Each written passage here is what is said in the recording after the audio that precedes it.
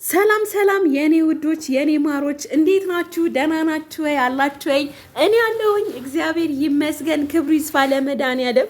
ማሮቼ እንግዲህ ቀብራራው ከፀጉር ቤት መጥቷል ማለት ነው። ቀብራራው በቃ እኔ የምመክር አንድ ነገር ልንገርህ፣ እንደ እህትነት ማለት ነው። የኔ ወንድም አለም ሸጋው ማለት ነው።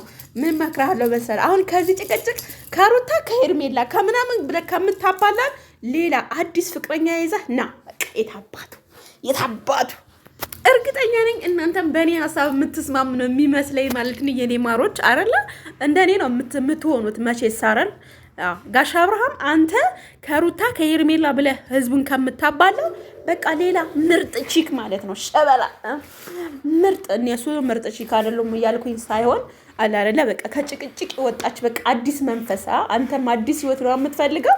በቃ አዲስ መንፈስ የሞላባት ሴት ከጭቅጭቅ በቃ ወይ ከለየ የአብርሃም ቺክ ምናምን እንድንል ሩታና ሄርሜላ እንድርሳቸው። ምክንያቱም በጣም ብዙ ሰው እያባሉ ስለሆነ ደጋፊ ያላቸው። አሁን አንተ ሁሉም ሰው እኩል የሚያደርግ ነገር ይዘህምልህን የምትመጣው የምንፈልገው ነገር ምንድነው መሰለህ? በቃ ሪያሊቲ የሆነችን ሴት ይዘህ ትመጣለህ። እኛ ጨብጭበን እንድርሃለን።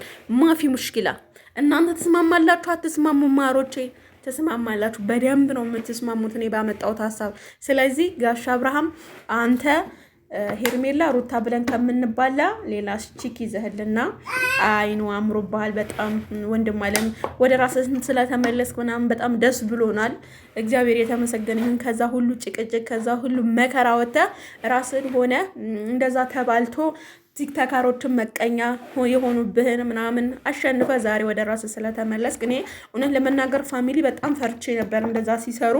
ለምን በቃ ሩታን የሚወደውን እንወዳለን የሚሉ ሰዎች አብርሃም በጣም ለማጥቃት እየሞከሩ ነበረና አሁን ላይ ግን እግዚአብሔር ክብሩን ይሰጥ ብዙ ነገር አልፎ ለዚህ መድረሱ በጣም ደስ ብሎኛል ማለት ነውና ማሮቼ አንተ ትችላለህ፣ ጀግና ነህ፣ በጣም ጎበዝ ነህ፣ እንወዳሃለን። ስለዚህ መልካም በቃ ሌላ ሴት ይዘህልና መልካም መቀባጠሩ ተይና ሌላ ሴት ይዘህልና ሌላ ምን እንላለና ሄርሜላ ከምናምን ጭቅጭቅ ውጥት ምናምን ብለሽ ማለት ነው ሌላ ራስሽን ይዘህ ና።